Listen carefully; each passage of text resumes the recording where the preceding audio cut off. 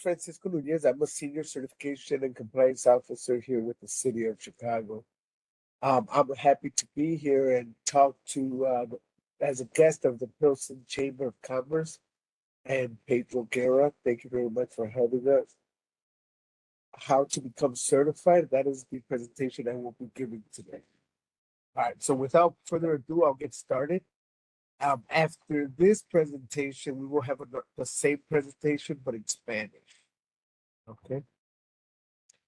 Okay, so here at the Department of Procurement Services, we do a lot of things, including contracting, certification, and compliance of contracts.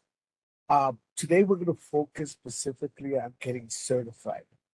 And in this presentation, I hope to tell you what the benefits of certification is, who qualifies for certification, what are the certification requirements and the application process, what to expect, what type of documents are going to be required, and after your application is submitted, what to expect.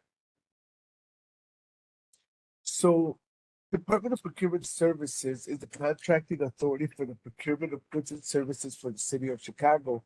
We work together as a team and with our customers to guarantee an open, fair, and timely process by establishing, communicating, and enforcing superior business practices. That is our mission statement here at this department. We have 6 types of certifications. They are divided into 2 types: local certifications and federal certifications. Local certifications are governed by city ordinance, while federal certification is governed by federal law. The local programs are MBE for minority owned business enterprise, WBE, women owned business enterprise, BBE, veteran owned business enterprise, BPD, which is business enterprise owned and or operated by people with disabilities. And then the federal program is comprised of disadvantaged business enterprise and airport concession disadvantaged business enterprise, also referred to as DBE, ACDBE, respectively. So now to start with the benefits of certification. Before we start with the benefits of certification, I'd like to make something very, very clear. And this is important that all businesses here, whether you're established, whether you're a new business, so that way you can have is the cloud stuff, which is Cloud stuff you don't got to worry about. Oh, Jackie, we could hear you. So anyway, so the benefits of certification do not include that you're guaranteed. So you have to worry about the stuff on the local job. So no one that is certified is guaranteed a contract. This is nothing more than a marketing. You talking about cloud stuff? That should be on cloud. Give me 1 second, guys. You probably need to go there to verify that. Yeah, too.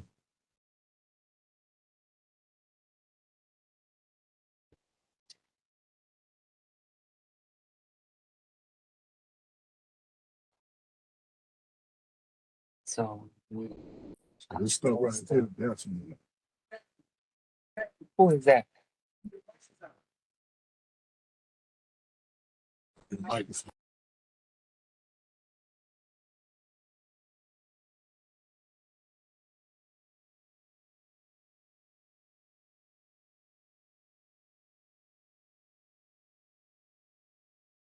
Okay, sorry about that. I just want to reiterate that under no circumstances does being certified guarantee that you will get any type of contract or participate in any contract. So certification is merely a marketing tool that many people can use brilliantly to bring a lot of business to their company.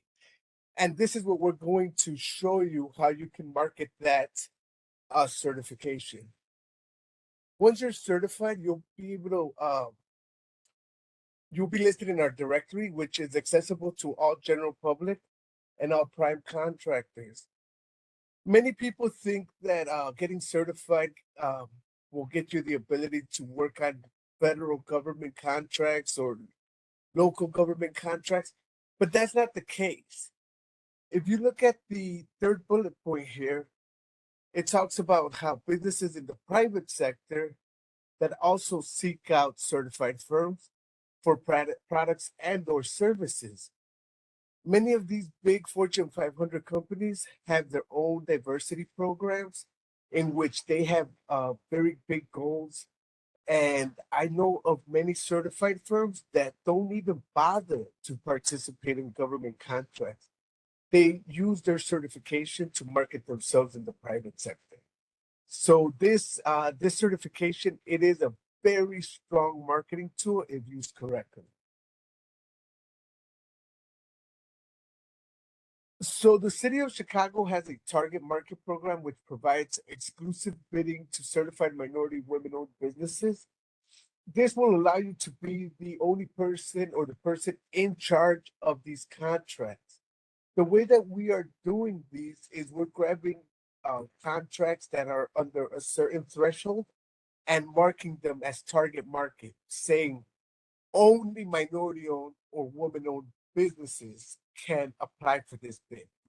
It has, we have had some contracts uh, awarded in this manner already, and we're always looking in for ways to give these opportunities. Again, we're giving the opportunity, exclusive opportunity to minority-owned, women-owned businesses to bid on a contract. Does not necessarily guarantee that you will get the contract.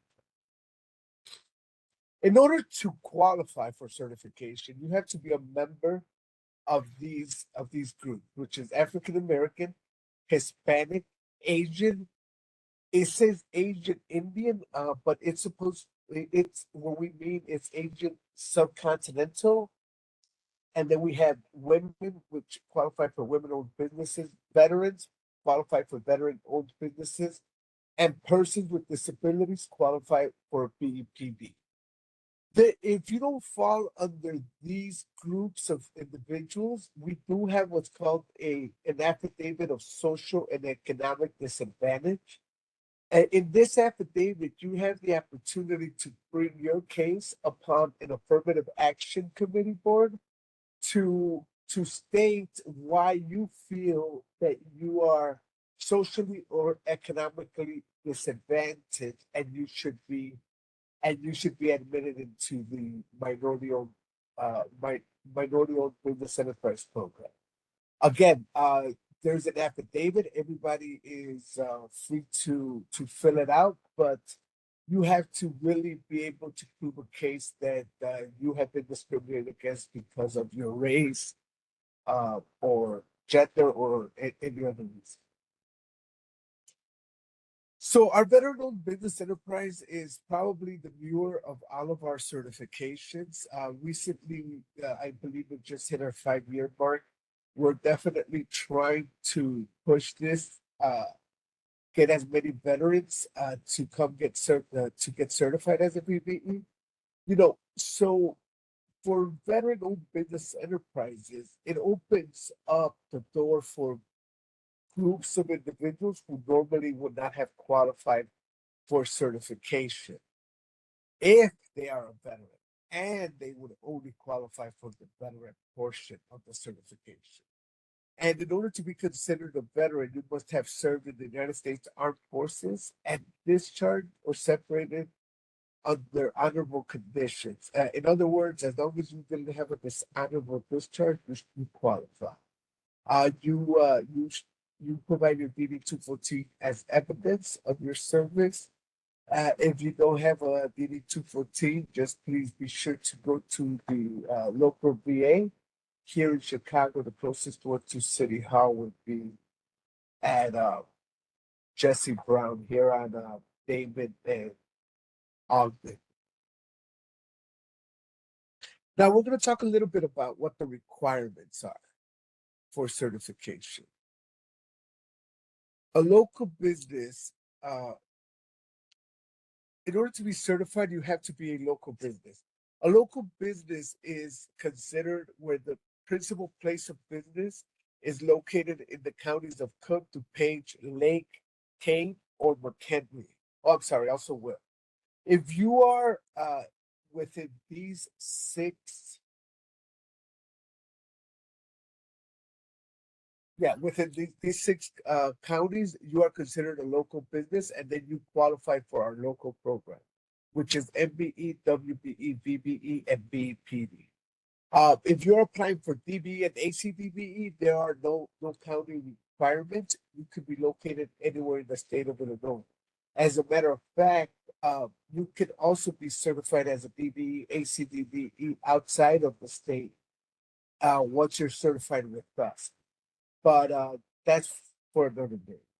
Now the business must be owned and controlled at least 51% owned, controlled, and managed by a minority, a woman, a veteran, or a person with disability, depending on the type of certification that you're applying for. For DBE, owners must be socially and economically disadvantaged, which means that they need to fill out a personal net worth. If their personal net worth exceeds 1.32 million, they are not considered socially or economically disadvantaged, regardless of their ethnicity or gender.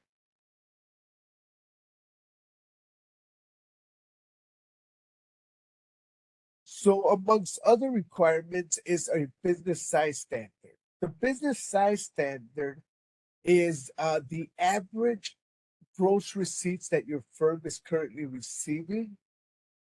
Currently, the way the city of Chicago makes such evaluation, this is for the local program. It is two types of businesses. It is construction and non-construction.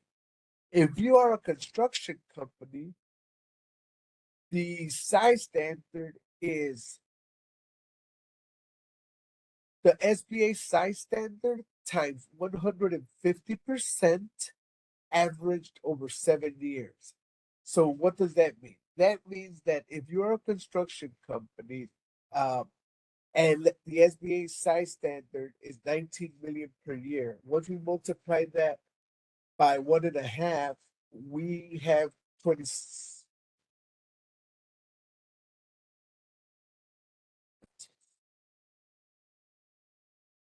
27.5 million over 7 years. So if the average gross receipts of your company over the last 7 years is $27.5 million, you would be considered above the size standard. Therefore, you would no longer qualify for certification. Now, if you are a non-construction company, we do a 3-year average, and that average is 46,889,000. So if you fall under those types of numbers, the size test shouldn't matter to you. Very few businesses apply for certification when they exceed those types of numbers. When you exceed those types of numbers, you are a mature company that most likely has access to lawyers and accountants who are automatically going to know that you no longer qualify for this. This business is intended for smaller companies, but it also allows for a lot of growth with this certification. Now, for DBE certification, we use the SBA size standards, and then they have a cap. The cap is 30.4 million, and they use a 5-year average.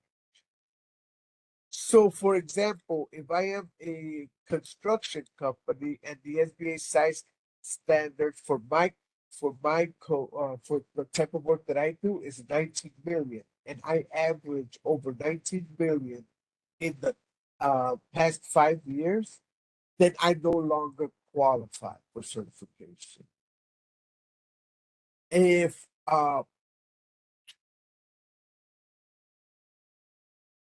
the SBA size standard is higher than 30.4 million, then we cap it off at 30.4.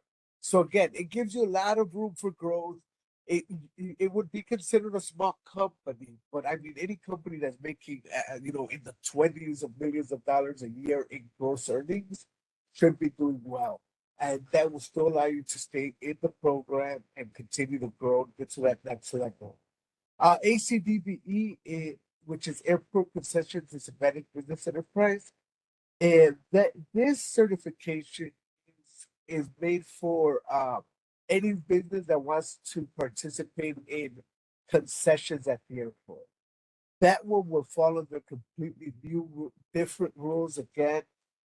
That one there's a flat rate if your business is making over 56.42 million dollars over an average of 3 years, you wouldn't qualify for the program. But at that point, if you're making that much, then I mean, we should just be happy to be there.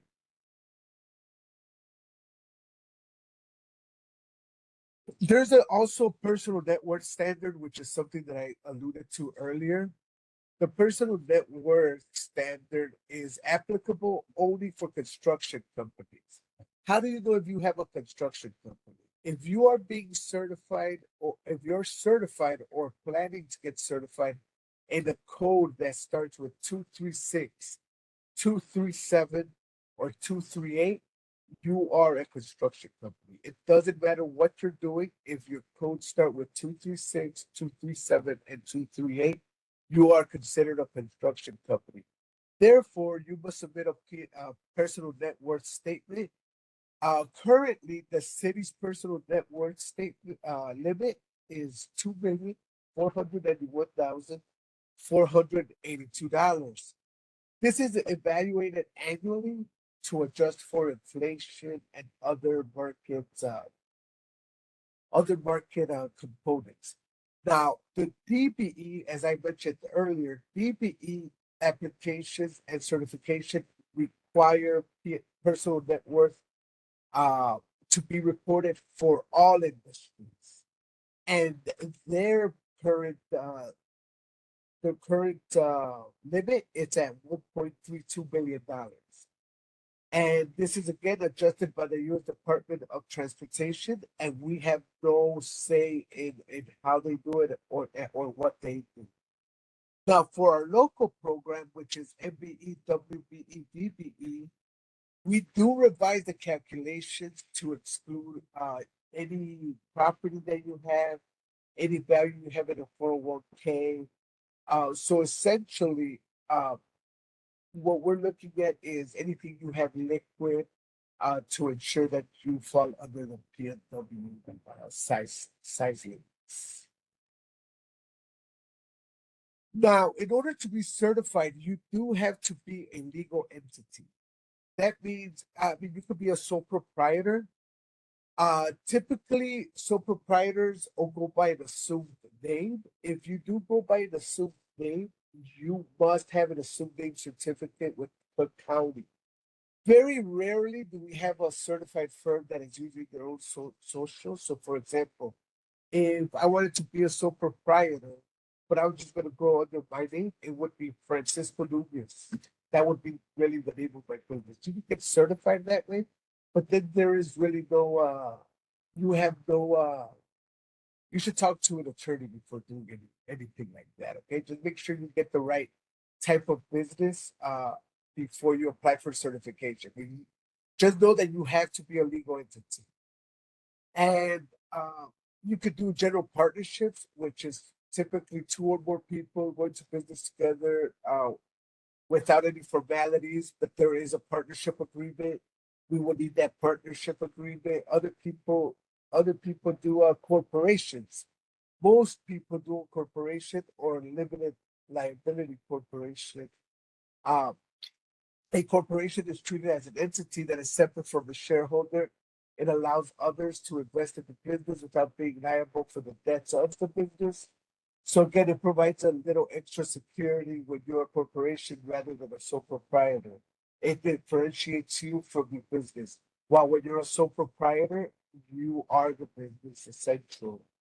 And in order to be certified if you're a corporation, you have to be in good standing with the state of Illinois. You must be able to provide your articles of incorporation with your certificate.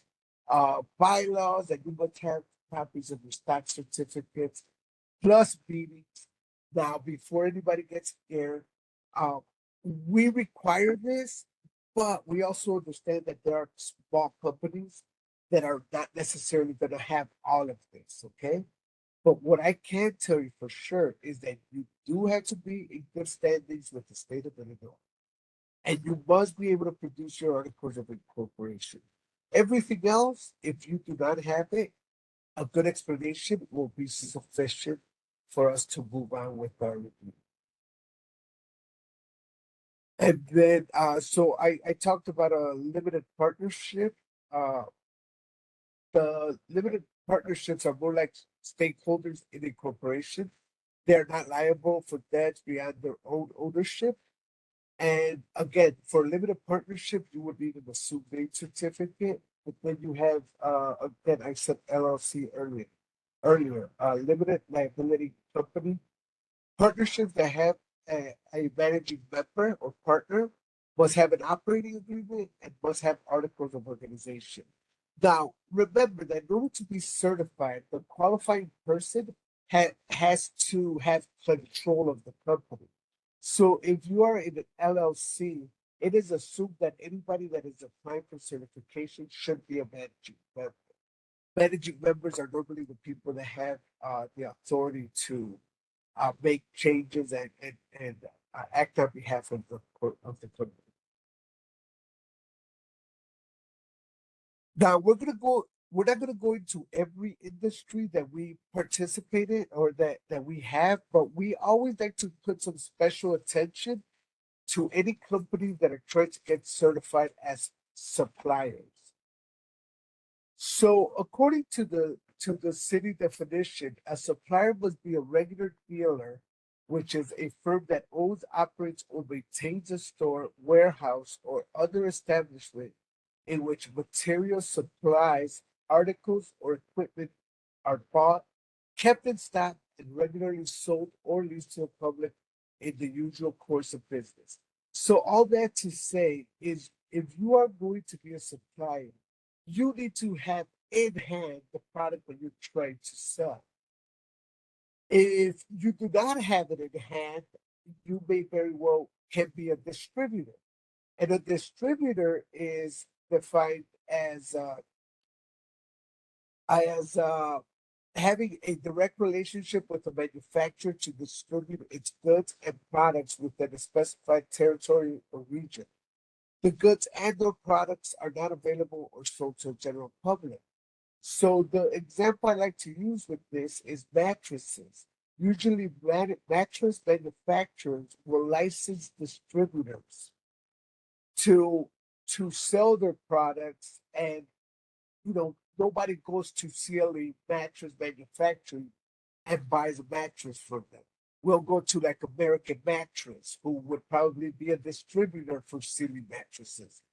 So if you are a distributor, more than likely you have a distributor agreement that allows you to sell those products, which means you can't just buy it from anyone and you can't buy it from the manufacturer. But if you are a broker, firms acting as a broker are not eligible for certification in our local program, which include MBE, WBE, VBE, and BEPD. However, for the local program, the federal program, I'm sorry, BBE does allow for you to be a broker. Now you might be asking yourself, what is a broker? A broker is a person or entity that fills orders by purchasing or receiving supplies from a third party supplier rather than out of its own existing inventory and provides no substantial service other than acting as a conduit between his or her supplier and or her customer is considered a broker. So all that to say, if I am Francisco Nunez Supply and I'm trying to sell to Johnson Construction, Johnson Construction places an order with me, then I go to Home Depot, I place the order, Home Depot directly sends it to Johnson Construction. That's a broker. If you are a broker, you cannot be certified through our local program. If you have any questions about this, because it only affects a very few people, you can ask the questions during Q&A.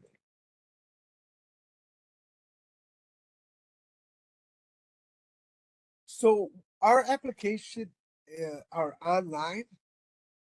There is a $250 fee for anyone that is applying for MBE, WBE, and DBE. If you're applying for any of those certifications, there is a $250 fee. If you're applying only for BEPD, which is our local program, only for BEPD, there is no fee. And for our federal program, which is DBE and ACDB, there is no fee as well. After submitting your application, you will receive an invoice from us stating that that we have received your application and we have all the information necessary. You pay the $250 at any of the city payment centers, and you must be sure to have your invoice information available because they ask for that information. It has a number that you have to provide to them, but you can also pay online. And the second page of the invoice has all the information on how to do that. All right. So now we're going to talk about the information that is needed in order to apply for certification. Some of these things are going to seem uh, meticulous. They're going to seem petty, but you would be surprised of how many errors are in the information that we're going to talk about, especially in contact information. Be sure that when you put your contact information, use a phone number that you know, a phone number, email address where you know that one, you can always receive mail. Two, you don't run the risk of forgetting your password for your email. Three, a phone number that you know for a fact you will always have available for you to either get a message or whatever. Believe it or not, a lot of businesses decide to start business accounts. They provide a business email. The next thing you know, they didn't pay their domain. The email doesn't exist anymore. They get a business cell phone. All of a sudden, it's disconnected and there's no way to contact you. So be sure to put some reliable contact information. So also be sure to know what type of certification you're applying for. Some certifications like BPD require a Schedule G. And the Schedule G, we'll talk about it a little bit more further in the application. For VBE, you should be able to provide a DD-214 or DD-215 if any changes were ever done to DD-214. Then you have we're going to need all your ownership information. Earlier, I talked about the creation of your company. Depending on the type of company that you have, is the way you're going to provide that ownership information. For example, an LLC, you'll provide your articles of organization and your operating agreement. A corporation, you'll be able to provide your articles of incorporation, your bylaws, certificates, if it if available. And we're going to want your employee information. We want to know who's working for you. What are their jobs? What are their titles? Where are you working from? And the facility information is important because if you are running a company that requires lots of space or commercial space, we want to ensure that that space actually exists. There are certain businesses that you cannot run from home, right? And that's essentially what we're checking for now. However, there are a lot of consulting firms that operate out of their homes, and there's nothing wrong with that. But we just need to be sure that we have facilities information. Um, we're gonna need financial information. By financial information, we need tax returns. We're gonna need the personal net worth statements that are gonna be signed and notarized. We're gonna ask for balance sheets, payroll, things like that. All of this is used just to, again, continue to review the application to make sure that you qualify for the program. Uh, licenses. Licenses are very important. If your industry requires a license, you must be licensed. And not only your firm, as in you as the individual that controls the company must have some type of expertise or hold some type of knowledge about these licenses. I'll give you an example. I'll give you a few examples. One, if you are an architectural firm, we expect the qualified member to be an architect, a licensed architect. There are times where you could be an architect, you could be an engineer who maybe at one point were licensed, no longer are licensed, but you're still running your licensed company. That's acceptable under certain circumstances. Now, for example, somebody like me who has never been an architect, who has never been an engineer, who has never received any type of formal educational training, I cannot start a engineer or architectural company and then hire a licensed engineer, licensed architect, and get certified. That's not how it works. You would have to be able to demonstrate that you have the expertise and capacity to operate in that industry. Uh, and but there are other industries that require licensing, but the licensing doesn't really provide much substance. But again, if your company is working in an industry that requires a license, you must have it.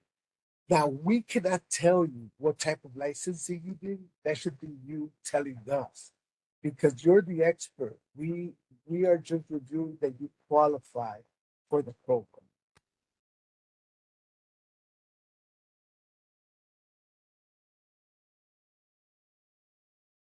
So, other documents that we are gonna need are we're gonna need your resume. Your resume is gonna give us a snapshot of what your career history has been. Again, goes back to the whole concept of being able to be well versed in order to uh properly control and operate your firm independently, which is one of the biggest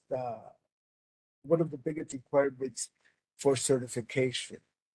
We try to look at what type of work have you done in the past and that's why you would provide us some contracts or invoices. But with those contracts and invoices, try to provide some payment information. Say, look, I got this contract to do this, and here's the payment information to prove that I actually finished the work. Um, we're also going to ask you for stuff like your driver's license and birth certificate so we can verify it's actually you. Proof of equity contribution. The proof of equity contribution is extremely important. This is where you're going to be able to demonstrate what you put up in order to start your business. A lot of times, equity contribution is literally creating the company and opening up a bank account. For other types of companies, though, it could be so much more, right? It all depends on the industry. If I'm going to start a trucking company, right? My proof of equity contribution can't only be like, oh, I registered with the Secretary of State and here's my bank account. Well, how did you pay for those trucks? I got to be able to demonstrate that I paid for them with my own money. This is a very important part of our review process. We check your bank accounts, make sure to see, and we want to see who can sign. Again, all of this is just for us to verify that you, as a qualified member to our program, is actually in charge and operating the company individually. We're going to ask you for an organizational chart. Depending on the type of work that you do, please provide the equipment list. Construction companies, especially. There are other types of companies that don't require anything, like consulting companies. You probably have a computer or something like that, but that's not what we're really looking for. We're looking more for like equipment that is specialized to if your company participates in specialized stuff. loan information, does your firm owe money? And if they do, who made the decision to borrow? Those are the types of things we're looking at. Earlier, we talked about financial documents. The financial documents for non-construction companies, we're going to need 3 years of both the business taxes and the individual tax returns. For construction companies, we're going to need 7 years of for the construction companies is 7 years. The reason why it is 7 years for the construction companies is recently it was extended to 7 years to allow construction companies to grow a little bit more before graduating. What was happening is some of our construction companies were doing so well that from 1 year to the next they were off the program, and that was never our intention. You're here to help businesses grow substantially, incrementally, or however, but that they are able to establish themselves before we can graduate them and then they could participate in contracts without that additional marketing tool, right? ACDBE is 3 years, DBE 5 years. It's always good to just put 5 years for your DBE, ACDBE applications. We're going to ask for W-2s. Earlier, we talked about personal net worth statements. For the federal program, that personal net worth is about 1.32 billion, and for our local program, it only applies to construction companies. Remember, NACES codes that start with 236, 237, and 238. And for the city, the personal net worth is much higher than, than 1.3. Okay, so we briefly went kind of over the more important things of certification, right? Once you submit your application, be sure to provide as detailed information as possible. Be able to provide contact information that's not going to be bad. Provide as much financial information as you have available. Now, keep this in mind. We also understand that some companies do not have the information available just because it doesn't exist. So if I start a construction company in 2022, I can't have 7 years of tax returns. Understandable.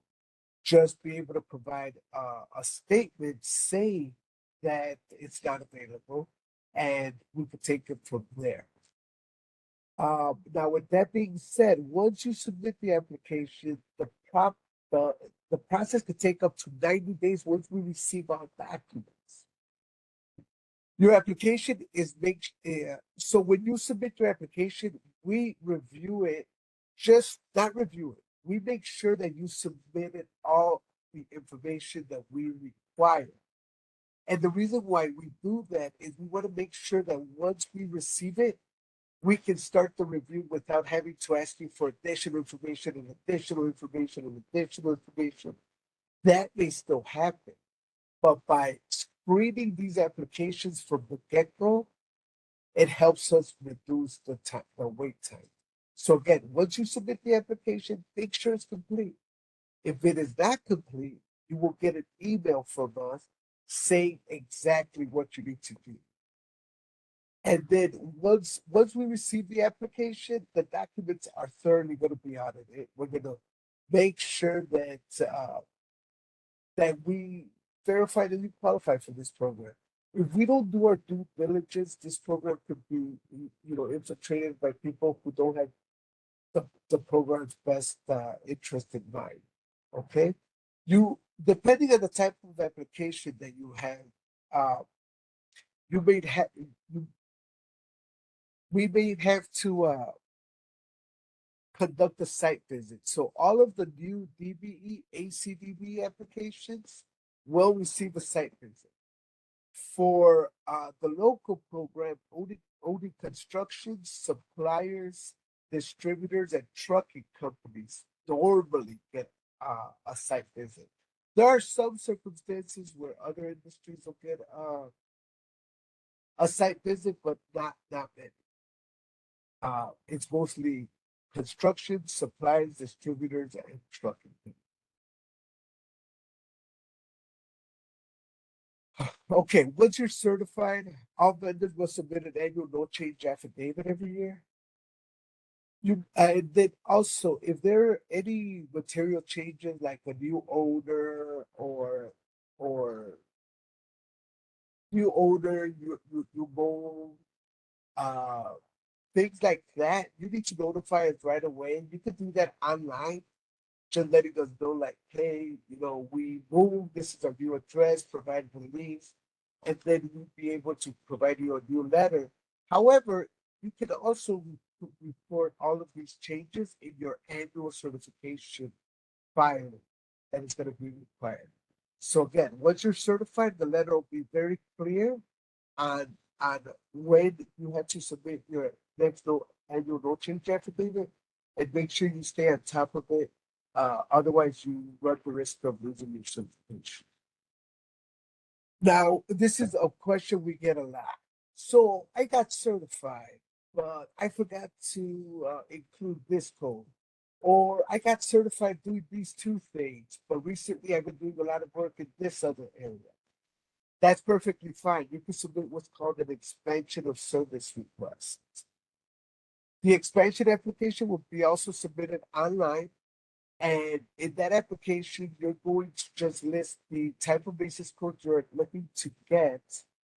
And you're also going to get put in any required licenses, copies of past contracts, insurance, an updated resume showing your experience in what you're doing. These are the biggest things we look at in expansion, right? We want to make sure that one, you have the licensing. Two, that you as the owner have the capacity, the know-how to independently control work in that industry. And if you have additional insurance requirements, things like that, be sure to submit as proof so that so this can go smooth. But now we're going to talk about the top 10 reasons applications get denied.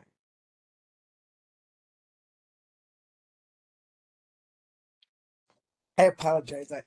I got a really bad cold yesterday, and I knew I was going to have this presentation, so I wanted to make sure that I was here.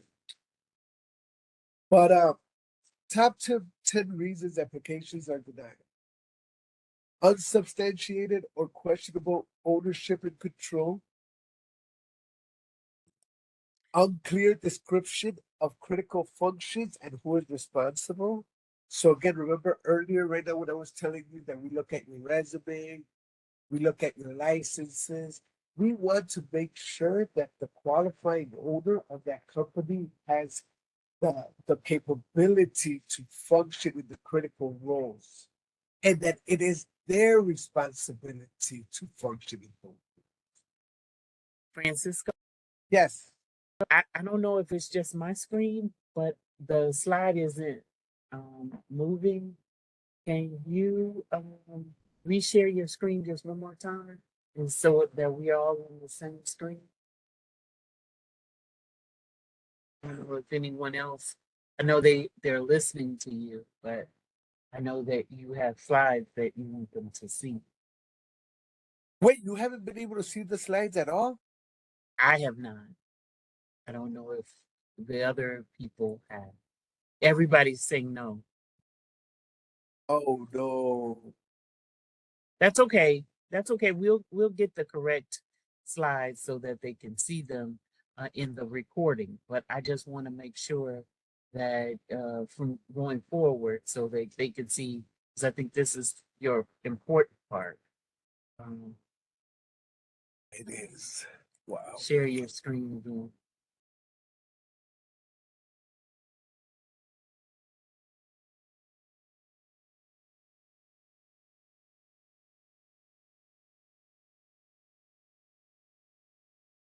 Can you guys see it now? We cannot hold on one second, Francisco. Try it again. Just hit the share button and then click on your PowerPoint from the share button. Can you Now we see it can now? see it. Yes. I'm so sorry. That's I okay. didn't realize the We'll record disconnects. it again and get it correct. Oh, But so that they can see going forward. I didn't realize that. I just thought you were speaking from that slide. But go ahead. okay. So the top 10 reasons applications are denied is again unsubstant. Oh my God. Upset. I'm sorry. I got a little frazzled. I feel horrible that you guys couldn't see the actual presentation, but moving on. So top 10 reasons applications are denied is we're unable to verify ownership. When we look at the capital contributions, that's what we're looking at to see if your ownership is real. Unclear description of critical functions, as I was saying. If you don't have the experience or the licensing to do this type of work, that could create a problem. Company cannot substantiate where the money came from to start the company. Again, capital contribution, very important that you keep good records of it, that you're able to clearly tell us where that money came from. Now, it is not a problem if you have a second job and then you're running your company. The problem becomes if there is a clear connection between the two. So, for example, if I'm a construction worker, an electrical contractor, and I also work as an electrician for one of the big guys, then how can I possibly run my company and work full time at the same time? So outside employment is something that you really have to take a look at, and outside employment is something you really need to evaluate and see, and be able to let us know how you run your company. So, for example, some people have 9 to 5, right? And then they'll do the consulting business after work. Some construction companies will do their work in the weekends. You just have to let us know exactly how you do the type of work that you do and how it does not conflict with your current job. Okay, now remember that earlier I talked about the 6 county region. If you're not in the 6 county regions, you will not be you cannot be certified. Those counties are Cook, DuPage, Will, McHenry, Lake, and there's another one. If it comes to mind, I'll let you know. The the point of contact did not respond to requests for information in a timely manner. So remember earlier when I told you if there is information that is missing, we will send you a request for information with very detailed information on what we need, our contact information in case you have any questions. Be sure to always respond to those within the allotted time. The allotted time is usually about 15 calendar days, and we normally give 2 to 3 times, so 30 days to respond to a question. If you don't have the answer or for some reason need an extension, our contact information is also out there so that we are able to answer any of your questions. Now, when we are reviewing this application, make sure it's consistent. We check for consistency. A lot. Sometimes we have companies that are, I'm not sure what they're doing, but just all of their documents are not constantly correct. As in, they'll provide back information with a company name, with some owner, then provide another document with a minor change in the name and some other owner. So just make sure that everything you submit is consistent. When you submit contracts, make sure you're able to provide proof of payment. Some, it happens more than that, but people submit for information that cannot be verified. And information that cannot be verified is not going to help you whatsoever. As a matter of fact, if you submit information that cannot be verified, those become red flags. Okay, so make sure that you have accurate information Make sure you always call us and ask us or send us an email for clarification, whatever it is. But just don't put information that can be that cannot be verified. And again, the tax returns. Make sure you know how many you have to submit. It is your responsibility to know that. Construction companies, 7 years. Non-construction companies, 3 years. That's for the local program. For the federal program, it's 3 years for ACDBE, 5 years for DB.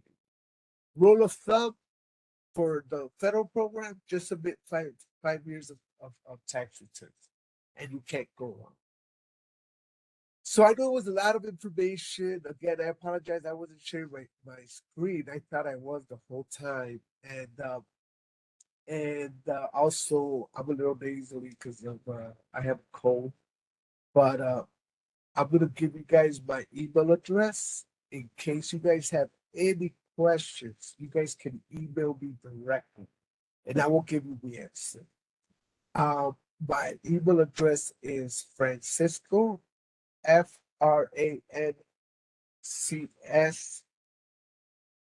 I'm sorry, FRANCISCO period Nunez NUNEZ at cityofchicago.org. So now we'll open up for questions. And I believe they want us to do Jackie? Jackie? Well, if you guys have questions, can you guys please type them in the chat box and I will take a look at them.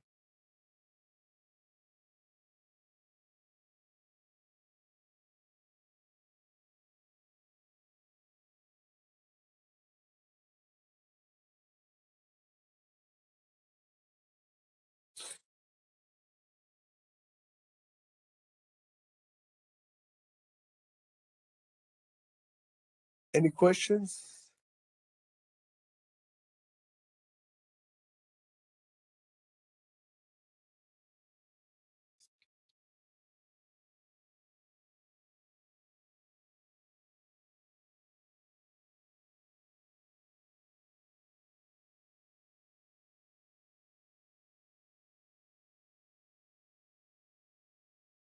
Frank, I see you raised your hand, Frank.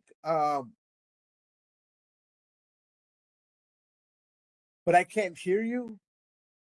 Is there any way you could put it in the chat?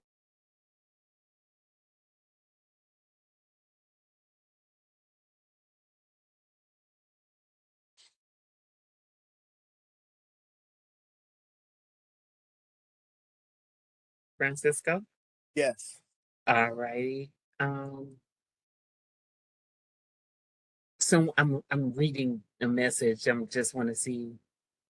Are you able to provide us with resource link for where we can get access to applications specifically for the NBE program? Okay, so all the application you're asking, they're asking where they can fill out the application. Yeah. Okay, so all the applications are going to be filled out online. I will give you that link now.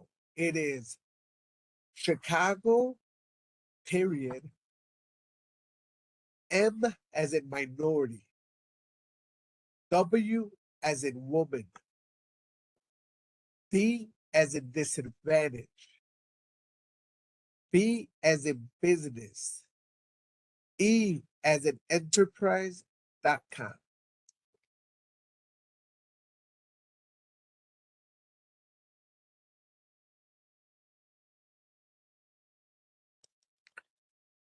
Can you explain the benefit of becoming certified? So again, like I said earlier, being certified doesn't necessarily mean that you're going to get a contract. Being certified, it means that you could go to anybody that has it gives you a very powerful marketing tool. there are businesses out there that utilize this tool to get 100% of their business. Whether you want to work for governmental contracts or not, that's totally separate and up to you. Uh, what I can tell you is that you don't have to stick to government. There are a lot of companies. The state of Illinois has a ton of Fortune 500 companies out there that have social equity programs that are looking for certified firms. Now, does that mean that the city of Chicago is your best option? I don't know. City of Chicago certification was designed for firms that want to participate in City of Chicago contracts. However, it does not guarantee that you're going to have those get get any contracts. Therefore, people have started using it in different ways. Okay, and then the other one is okay. Any other questions? I don't know if you received any, but that's all that's in the chat. That's all I have.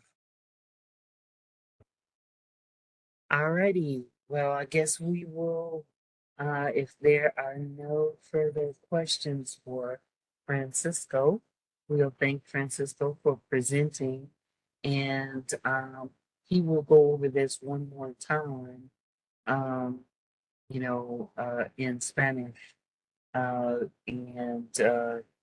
we will record it, and like I said, we will make sure that everyone who is registers gets a copy so that they can click on the link and they are able to attend. All right. Again, if you guys have any questions, please feel free to email me. Um, and I'll be able to answer any of your questions. Every application is different. It's so hard to generalize this. That's why sometimes when I'm reading this, I'm like, because it might be right 95% of the time, but there is that 5% where it doesn't apply. So that's why sometimes when I'm reading this, I'm stuttering over my words because every single case is different. Okay, so I hope it was helpful. I hope I Uh, was able to push through the my. person wanted to know whether or not we will give a copy of the PowerPoint, and the answer to that is yes. You'll get both in your email. Sounds good. All Thank you, righty. everybody. Thank you.